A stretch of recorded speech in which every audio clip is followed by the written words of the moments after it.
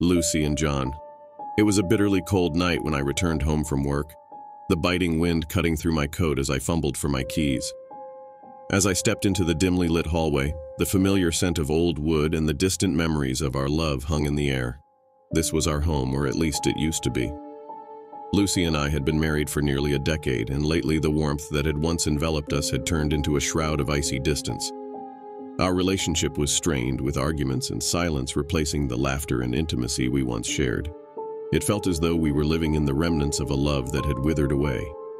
Lucy had always been an enigmatic woman. Her striking green eyes had captivated me from the moment we met, and her intelligence had drawn me in even further. We were perfect for each other, or so I thought. But over the years, the depths of her mind had become a labyrinth, and I was losing myself within its twisting passages. On that particular night, the silence was oppressive. I could hear my own footsteps echoing in the hallway as I made my way toward the living room. It was there that I found Lucy, sitting in the dim glow of a single candle. She looked different, her eyes reflecting the flickering flame. But there was something unnerving about the way she stared into it, almost as if she were mesmerized. Her once vibrant red hair now appeared dull and lifeless, and the room had an eerie stillness to it. She said, "It's time." My stomach fell to the floor as I stood there frozen. How much time do we have? Turns out there is more to our marriage than meets the eye. Before I could even grab a stiff drink, there was the loudest knock I had ever heard at the door. I knew exactly what was on the other side.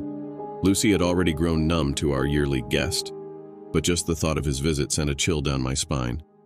Lucy was now standing in front of the open fireplace, her hands extended toward the flames.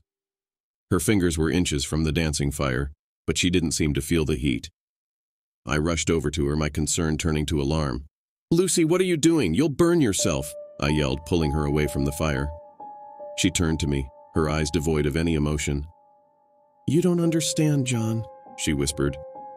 The knock grew louder, followed by an angry snarl. I knew I couldn't stall any longer.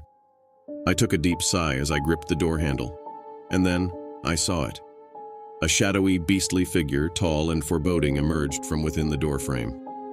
We both stood there quivering but stiff, making sure not to make any sudden movements, a lesson I had learned the hard way from past visits. The beast made its way through our now cold high-rise apartment. These visits had started a few years after we got married. The first time it happened, I had tried to save Lucy, but she told me that this was how it had to be. There was no escape, she said, scared and sad. With little to no real explanation, she said we were bound to these visits and that we had to face them together. Crazy enough, I believed her. I could just see in her eyes that she wasn't lying. The claw marks on my body also made me a believer. I don't know where this thing came from or what exactly it wanted, but the visits felt like a sort of inspection. This visit felt different. The beast seems to set its sights on me. He looked at his eyes bloodshot. As he came closer, he clawed the sides of the wall. His wingspan was so large that he engulfed the whole apartment. He gripped me by the neck and I started fighting for my life. I screamed, "Lucy," but she would not even look in my direction. I just knew this would be the last visit for me. I yelped "Why" in a last-ditch attempt to figure out what was going on. With his other claw, he held a picture of a disappointingly familiar face. In this belief, I stared at the woman I had been seeing for some time now. A woman who was not my wife. I once again looked at Lucy, and before everything went dark, I heard, "Thanks, Dad,"